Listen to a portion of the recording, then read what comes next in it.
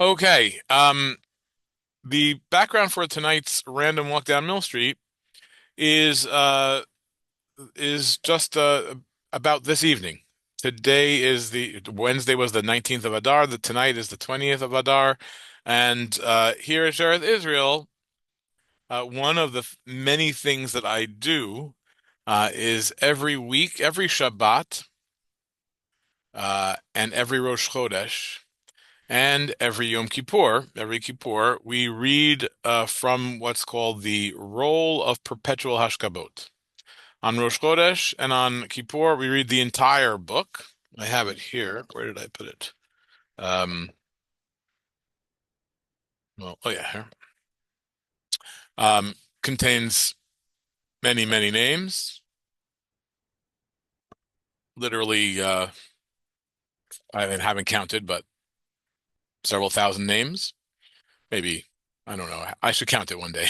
But it takes about 45 minutes to read the whole book. And that's with going very fast and not spending any time on any of the given names. But every single week on Shabbat, we read the Hashkabot of that week in perpetuity. So while on Rosh Chodesh and Kippur read the entire book, every single name gets read. On the week of the Hashkabah, that name gets read as well. And I thought, I would look through the Hashkabot for this week. One of the things I do is I prepare a list for the Chazan to read um, those names so it's easy for him to get through. And so I was looking through the list of Hashkabot for this week, and I came across a name that I thought maybe we could examine a little closer and maybe learn something about him. So it wouldn't just be another name recited rote by rote, by the Chazan as he goes through all the names. So that is the background for today. I'm going to share my screen. Hopefully you'll enjoy it. Um, and just give me a thumbs up if you can see my screen. From the Roll of Perpetual Hashkavot, the story of Samuel Judah. Yes? Okay, good. Um, so what I was telling you, this is one of the lists. This is not the handwritten list, but this is one of the computerized lists that we have for all the anniversaries. And for today, Adar 20, or tonight, I should say, there are these names. If the name appears in this list with a capital and something like this, it means that it's on the perpetual roll. The other names, we'll say them, especially if a family member is there, or if they give a donation for have it said on a particular date. But these ones that are bolded or capitalized with this little note here, it says male perpetualist. So these we say in perpetuity. So I saw Shemuel Yisrael Abraham Judah. I wanted to know who is this fellow. So I started to look up. I have a biographical dictionary of early Jewish Americans. There are 4 or 5 different Samuel Judahs in early America. So we're going to have to figure out who this person was. And even within our own Hashkabah book, there are more than one Samuel Judah. There's actually 3 or 4 of them, but 2 of them in close succession. Here's one on the page before, and here's the one on the page for today, with 20th of Adar. But yeah, we have to figure out who is Samuel Judah. That was what I thought I would tell you for today. So we know from the Hebrew name that we're saying, Shemuel Yisrael Bar Abraham, which Samuel Judah we're talking about, at least for this Hashkabah for this evening, whose anniversary is tonight. And it's not the Samuel Judah who is more famous in New York as being the son of Baruch Judah and who was a Parnas of our congregation. But it was another Samuel Judah who also lived in New York, at least for part of his life, who's Samuel, the son of Abraham Judah of Montreal. So I don't know if you can see that. This is the Samuel Judah whose anniversary we are observing this evening. This is a completely different Samuel Judah, unrelated, but often mixed up in the paperwork because they overlap very similarly in age and in era and in location and obviously in name. Um, in the archives of the American Jewish Historical Society, there is a file for this gentleman or for this family of the Judah family, and it has some folders related to Samuel Judah, so his son Bernard Judah, and his grandchildren, or some of his grandchildren, who we'll come across a little later. And there are also some handwritten notes. Who wrote the handwritten notes? I do not know. It's an older script hand. I would say I would venture to guess early 20th century, but I really don't know. It's on nice stationery. The person writing them, or the stationery it's being written on, has a name, at least the initials of a name, but I don't know what order they're in because they're all superimposed over each other. So there's an L, there's an H, and there's an N. Uh, and I couldn't figure out whose stationery it was or who was writing this note. But what I did learn from the note is the following. Samuel Judah was in business in Montreal and New York from 1764 till he died. In what year that happened, I am unable to say. This is whenever whoever this was writing and whenever they were writing, we actually do know when he died, but when this person was writing this note, he didn't. He was a large and well-known merchant there, and mentioned as the high-toned gentleman. I don't exactly know what a high-toned gentleman is, but I imagine it's something nice and good and well-known man of honor, honorable merchant of Montreal and New York. Uh, and in that same folder is really an amazing document, which we're going to read next, which is a letter to our Samuel Judah's son by a man named John Taylor. This is John Taylor here, and this is the letter. You can look it up. It's in the American Jewish Historical Society. It's available online. You can click on it and read it just like I did. Um, and what Bernard Judah was a merchant in New York, and he was applying for a job uh, to work in the um, United States Customs House, or something to do with the United States Customs, to become a customs agent. I don't know, something to do with receiving goods through customs or evaluating goods through customs, a federal job. And in order to get his application in order, he actually writes to a person who knew his father to get a recommendation, a sort of an important person who knew his family. It wouldn't hurt to have this person writing a little recommendation for him. And the person who wrote this letter is a man named John Taylor. John Taylor was a state senator of New York in the early, the early days of the United States.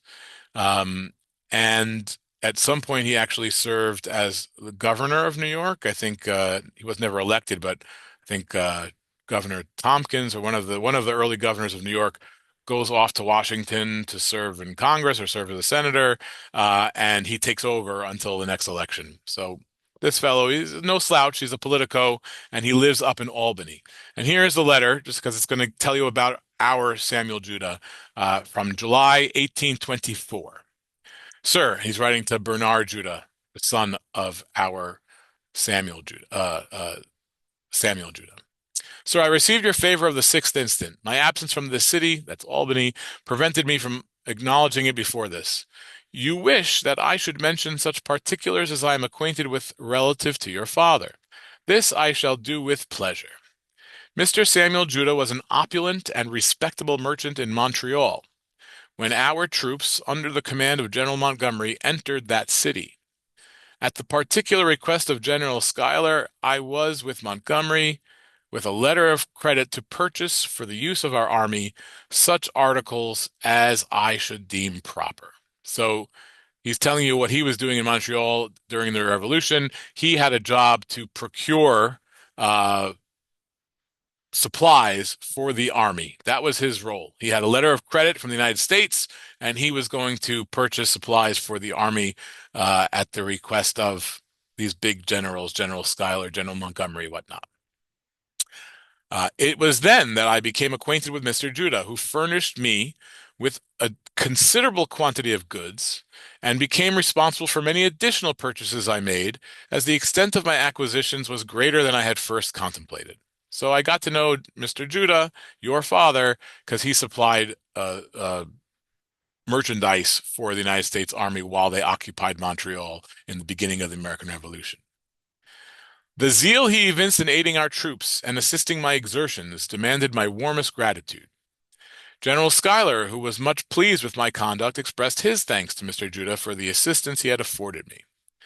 At the evacuation of the American troops. So you have to realize that the entering of Canada by the Continental Army was a failure. They held Montreal for a season of cold winter season. I forget the exact year, but it relatively sort of in the earlier part of the revolution. But they have to retreat after about a year. It's considered a failure. Benedict Arnold is involved with this situation, and here we see what's going to happen. At the evacuation of the American troops, General Arnold, that's Benedict Arnold, under the pretense of procuring clothing for our army, took large quantities of goods from the merchants of Montreal. Among those affected was your father, Mr. Judah. Oh, your father, Mr. Judah, suffered significantly from Arnold's marauding, which I thought was quite an interesting description. Arnold called on me some time afterward to pay me for the goods he had taken from your father. However, as the money had depreciated in value, I refused to accept it. He urged me strongly, stating that Mr. Judah had requested that he should pay this sum to me, meaning Benedict Arnold wants to make good on the stuff that he took, and he wants to pay for the goods that he had basically stolen earlier, and this fellow Samuel Judah told him that he should pay the writer of the letter, John Taylor, as his agent. And Taylor's saying, hey, hey, you're paying me with money that is not nearly the value of the goods. This money is totally depreciated. What you took was worth much more. So he doesn't want to accept it. Um, Later, I don't know if he does or not.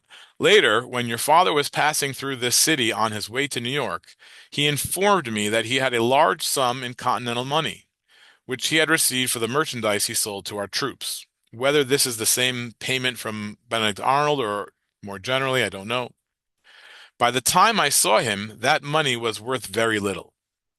Upon the whole, I feel confident that no person in the city of Montreal was as friendly to our army as Mr. Samuel Judah. And I believe that no one suffered as much because of it. I believe it was his ruin. And I believe it was his ruin. It would afford me great pleasure to learn that my country would assist the descendants of so worthy a man. I am yours respectfully, John Taylor. So this is the letter he writes that Bernard Judah is going to use in his application for a job in the customs house in New York, saying, "Hey, my father was a great patriot. I was born in London. I live in New York. My father was in Montreal, and he later moved to New York. But we were patriots. We are patriots. Give me some consideration." And he gave up his fortune to help the United States Army during the course of the Revolution. So now we know something very significant about our Samuel Judah. He's not just another name anymore. He is a patriot of the American Revolution who helps clothe and feed the United States Continental Army while they occupy Montreal. We learn a little more from a great book called Search Out the Land, which is about British colonial America, really about Canada mostly. Um, and it tells us about Samuel Judah's father, Abraham Judah, and about Samuel Judah himself and some of his siblings. And it basically just tells us that Abraham Judah, who was born in London, moves to Montreal, perhaps had been in New York before going to Montreal, but eventually moves to Montreal around 1780 and becomes one of the main players in the Sephardic Synagogue of Montreal, Shearith Israel, also known as Shearith Israel. Um, and then after the revolution, uh, the Chazan of Montreal left to go to Philadelphia. His name was Jacob Raphael Cohen. And this fellow wants to go where there's a good synagogue with a good Chazan, and he moves to New York. And there's a great line from a letter written by our Samuel Judah to his brother-in-law, Aaron Hart. It says, "You wrote me for a large candle. My father took them all with him," that's Abraham Judah, "which was given to the shul at New York to burn on Yom Kippur." And then the author tells, unfortunately, Abraham Judah had already died before the high holidays. But you get this sense that they moved from Montreal to New York, and they're taking objects with them, including these large candles. And these candles are valuable and useful, and he gives these candles to the synagogue. So they immediately are ingratiated or a part of the society of New York and of the synagogue life. And then we learned already about what happened during the revolution, but here is sort of what happens afterward. There's no doubt that the war disrupted Samuel Judah's business. He suffered a number of losses, particularly near the end of the war when Americans seized ships carrying his goods. And instead of consolidating his losses, he began buying more and more on credit, taking the risk that if his goods avoided seizure, he would obtain large returns. So this is a little different color. He didn't only lose money because of the depreciation of the value of the money he was paid for, but also it looks like he took some gambles and lost. By 1784, Judah had lost his gamble and was declared insolvent. He spent the next 2 years in courts offering to repay his creditors a fraction on their loans. On March 21st, 1786, he applied to New York for naturalization as a citizen, which he received in 1787, and he died 2 years later in 1789. Almost all of Abraham and Zelda Judah's other children, that's our Samuel Judah's siblings, chose Quebec as their home. Samuel's brothers, Isaac and Uriah, arrived in Montreal shortly after he did and had joined him in business. They stayed when Samuel left to go to New York. Uriah died in Montreal in 1824. Isaac moved to the United States after 1800 and died in New York around 1810. Henry, the youngest of the brothers, died in Three Rivers about 1838. And just to show you, they had some prominent figures, member of the legislature, as well as, and goes through the sisters as well. So that is our Samuel Judah. We think we know much more than we did before. He's not just a name anymore. He is a patriot of the American Revolution. He was born in London. He lives in Canada. He's involved in the synagogue there, and he's involved in the synagogue in New York. Um, okay. Now, as in the archives of the American Jewish Historical Society are a few other items of note. One is while he's in um, oh, I just realized something. This letter I thought was from Bernard, right? So the son of Samuel Judah, our Samuel Judah's son is Bernard Samuel Judah. He was quite prominent and active in New York. He was a medical doctor, or sometimes he's described as a pharmacist, but he had some kind of medical role, and he was pretty well involved in the synagogue.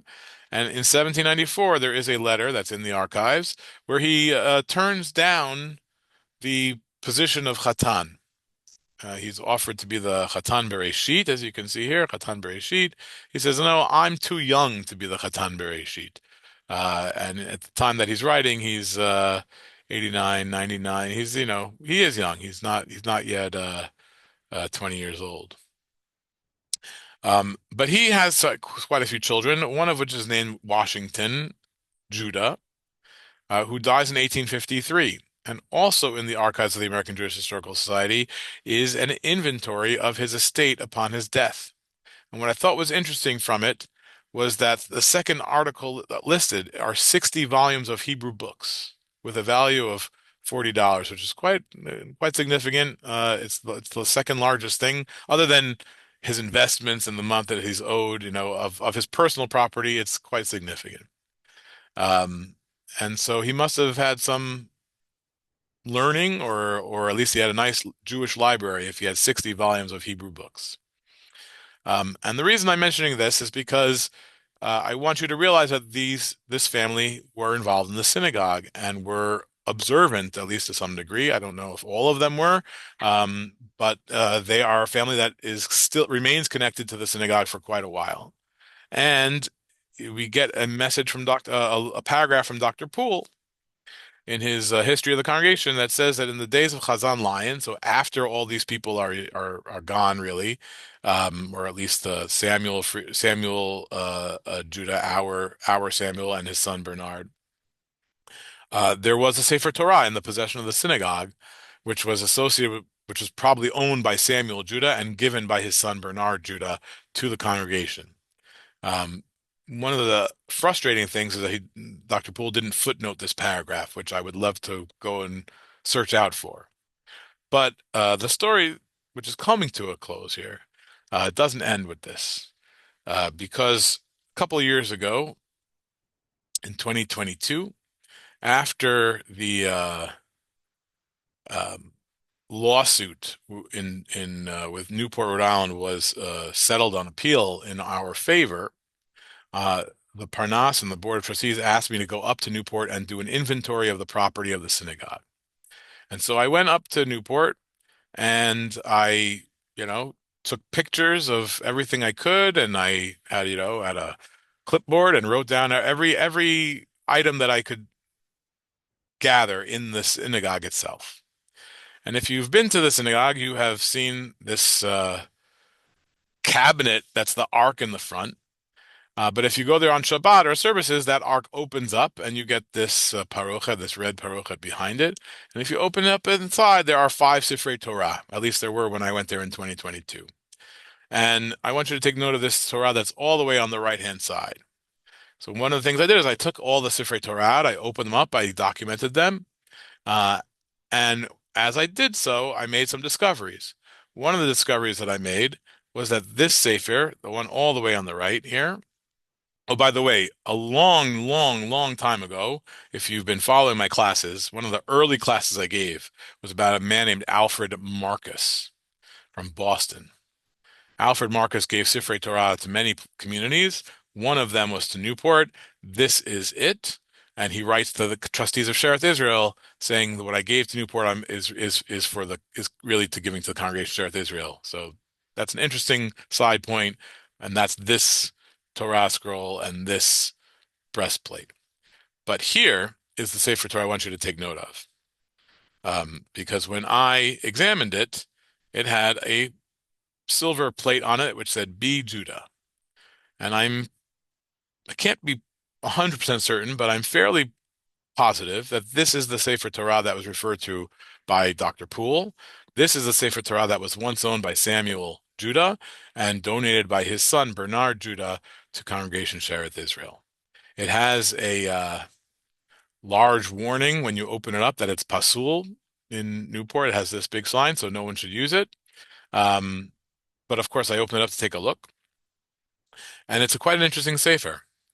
It has 72 lines, which is a it's many lines. Normally today, almost all Sefer Torah have 42 lines. Once in a while, you'll find one that has 48 lines. And if you go back to old Sefer Torah from the 18th century, you'll get all sorts of different things, 48, 50, 56, 60. Rambam says the ideal number of lines in each column should be 60 lines. Why? I don't really know. But what I want to point out to you is that this is a somewhat unusual Sefer Torah because it has 72 lines, which is unexpected. And that is an indication that it's old. It wasn't following any of the modern conventions. And here's what the Ketav looks like. And if you are an expert or even not an expert, you can take a look and you can see that this is Sephardic writing. The bottom of the shin is flat. The aleph kicks out to the left. It has the fei that's straight here. So this is a Sefer Torah I would venture to guess has its origins in Amsterdam in the Portuguese community, maybe in London. Maybe Samuel Judah brought it with him from London, or maybe Abraham Judah brought it from London before the American Revolution to Montreal, and from Montreal to New York. I really have no idea. That's all speculation. But what I want to bring out is that our Samuel Judah, whose anniversary tonight, um, has a Sefer Torah, or had a Sefer Torah that I believe can be identified, and is sitting in the Ark of the Torah Synagogue in Newport, Rhode Island. Now, there is a possibility, because there is more than one Samuel Judah, and not only is there more than one Samuel Judah, each of those Samuel Judahs have a son whose name begins with a B. So Samuel Judah has a son named Benjamin S. Judah, and our Samuel Judah has a son named Bernard S. Judah. That I don't want you to think that it's for sure that the B. Judah Sefer Torah in Newport is for sure our Bernard Judah. It is possible that it's somebody else, but based on what Dr. Poole wrote, I venture to say that it's probably our Samuel Judah, whose anniversary is this evening. And that is my whole spiel for you. So a short one today, and I invite you all to let's see if anybody has any questions. I hope you enjoyed. And so now we know something about I'll take any of the old ones, any of the old what? Sifrei Torah? Now we know a little more about something whose name appears, and I read it every month, and whose anniversary is tonight. Samuel Judah of Montreal and of New York, patriot of the American Revolution, and owner of a Sefer Torah that may be in Newport, Rhode Island. That's it, everybody. Do you know where they're buried? Samuel and his son Bernard? Bernard Judah, I do know. Bernard is buried in the 21st Street Cemetery. I am trying to figure out where Samuel is buried. I think he's buried in the Chatham Square Cemetery. The records are not as clear as I would have liked. I was hoping that he would have an entry in Portrait Etched in Stone, but he does not. But he died in 1798, so he should be there because we didn't have any other cemetery at the time. Now, it is possible that he died in New Jersey. I saw somebody say that he died in New Jersey. So it is possible he's buried in New Jersey. More research will have to be done. Okay, thank you. This is Yeah. really fascinating. Yeah. Thank you. Huh. Okay, everybody. Did Till the next time. Oh, did sure, Annette. the tear in the that Sefer Torah, was that what made it pasul or is something else? Um, it's an old Sefer. So that tear would render it, I wouldn't even call it pasul, but you wouldn't read it from it if it had such a tear, Mhm. because you wouldn't want to damage it more. But I think it's more that it's an old Sefer Torah with the letters that are fading. I didn't roll much. I only rolled a little bit, and I actually thought that little pasul sign was a little obnoxious.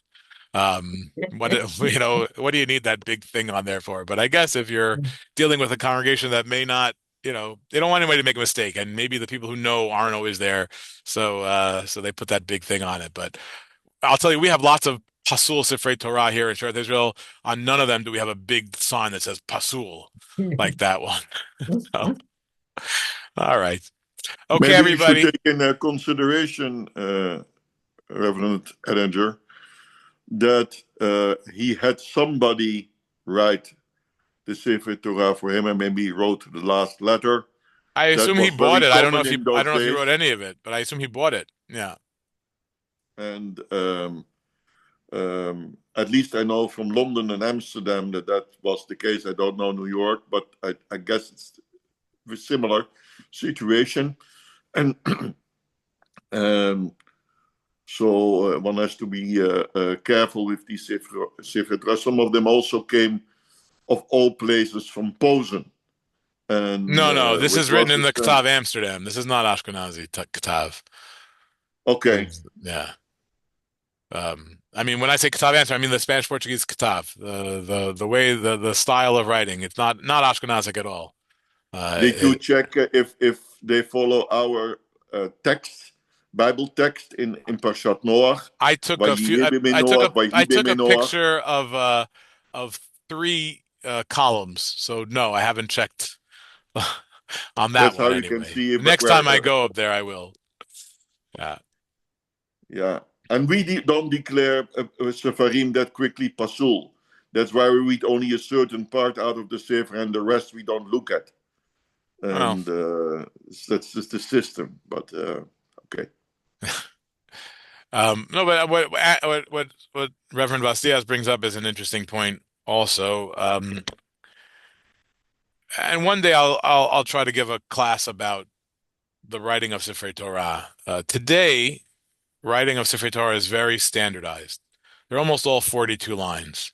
And if you're interested in to know where that comes from, that actually comes from our own very prominent sofer, whose name was Pisa, from Amsterdam, who wrote a book called, and now I'm forgetting it, Tikkun HaSofarim, uh, Ezer LaSofer, Ezrat HaSofer, or something like that, which was intended for Soferim to use so they could follow it along and write a Sefer Torah that was 42 lines, and each column would start with the letter Vav, called Vavei Amudim, with a few exceptions as are prescribed by the tradition, and that became wildly popular. And 42 lines became the standard because of his book.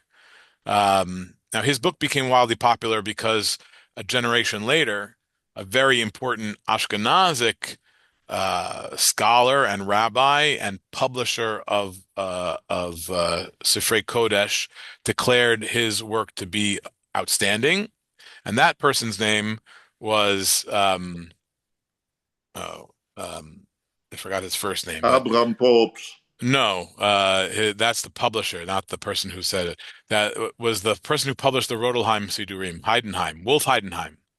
And so that helped make it universal between Ashkenazim and Sephardim. These 42 lines became almost universal, when earlier they were all over the place. So I can tell you that this Sefer must be before about 1800. It has to be in the 18th century because you don't get 72 line Sifrei Torah in the 19th century and the 20th century. Okay. One day I'll give a larger class. That was a preview. Have a great evening, everybody. Till next time. Baruch. Baruch Tiyeh.